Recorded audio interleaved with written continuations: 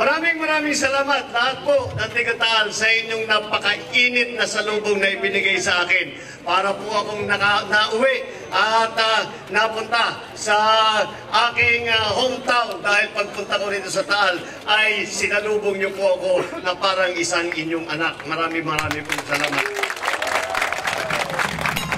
Ako po ay kandidato bilang Vice Presidente dahil po ako ay may paniniwala na ang mga problemang hinaharap ng taong bayan, ang mga hinain na nararamdaman ng bawat isang mamamayang Pilipino ay maaaring bigyan ng solusyon.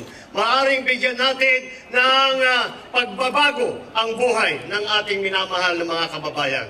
Yun nga lamang po ay sa ating nakikita sa nakarang ilang taon, ang ating pong mga leader, imbis na tayo ay linuluklok at tinutulungan at pinagsasama-sama, tayo po ay pinag-aaway-away, tayo po ay pinaghihiwa-hiwalay. At ginagawa tayo maraming iba't ibang grupo na hindi nagsasama.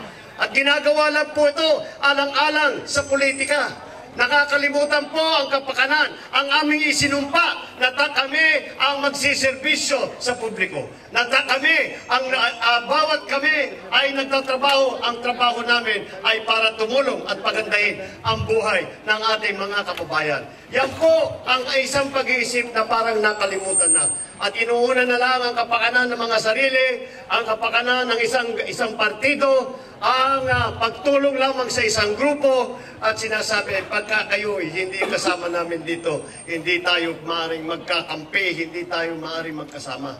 Ay palagay ko, dyan tayo po naligaw. Hindi po dapat ganyan at wala naman sa ugali ng Pilipino yung ganyan at nag-aaway-away. Tayo ay laging magkasama, tayo ay laging nagtutulungan. Tayo ay laging nag-aalala na walang tutulong sa Pilipino kung hindi ang kanyang kapwa Pilipino rin. Walang magmamahal sa Pilipinas kung hindi tayo mga mamamayang Pilipino. Yan pong pag-iisip ay parang nalimutan na ng ating mga namumuno. Kailangan po ibalik natin, hindi lamang sa ating sa taong bayan, kung hindi sa ating mga leader.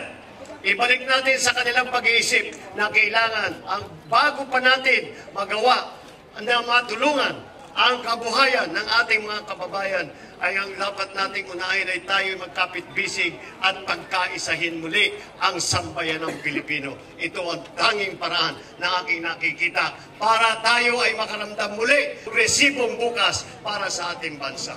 Kaya po, sa aking pag-iikot at pagsasalita sa ating mga kababayan, ako po ang naging advokasya po, ang naging layunin ko po, ang naging pangarap ko ay magkaisa muli ang ating sambayanan. Sisimulan po natin ang isang kilusan na ipagkakaisa muli ang ating mga kababayan at ipagkakaisa muli ang lipunan ng Pilipinas. At hindi po tayo papayag na tayo pinag-aaway-away para lamang sa isang grupo, na tayo pinaglalaban-laban para lang matulungan ang iilan na kaalyado. Hindi po ganun ang dapat natin gawin. Dapat basta't ang kaharap natin, kung sila'y man ay Tagalog, Ilocano, Bicolano, Bisaya, Waray, kahit saan man nanggaling, ay dapat malaman natin, yan ay isang Pilipino. Tayong mga Pilipino, meron tayong isang diwa, isang gawa, isang bansa, ang Pilipinas.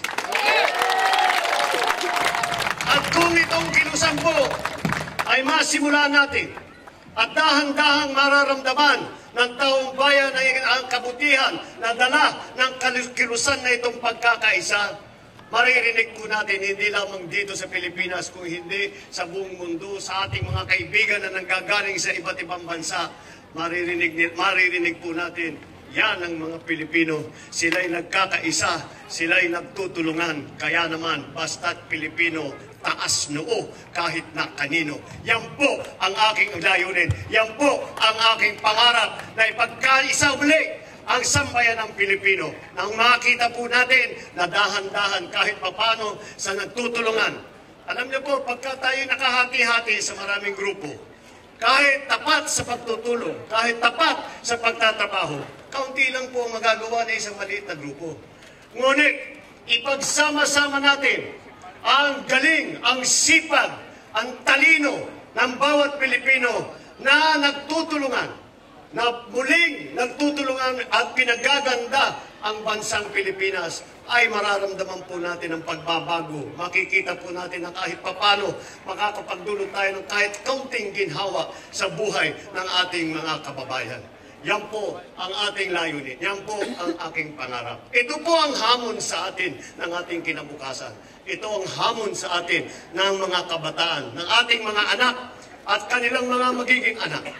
Na sana naman na kapag tayo ay lumipas na at sila naman ang naghahanap buhay, sila naman ang namumuhay, sinusuportahan ang kanilang pamilya, pinapaaral ang kanilang mga anak, ang kanilang maaabutan ng Pilipinas ay isang lipunan na tumutulong, na nagkakaisa, na may pag-asa para sa kinabukasan.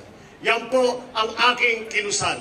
Yan ang kilusan na ating sinisimulan sa tulong niyo po, sa suporta ninyo. Itong pagkakaisa, itong pangarap ng pagkakaisa ay ating makakamtan at gagawin totoo para sa maliwanag at magandang kinabukasan para sa mga Pilipino, para sa Republika ng Pilipinas. Mabuhay po ang Bayan ng Taal!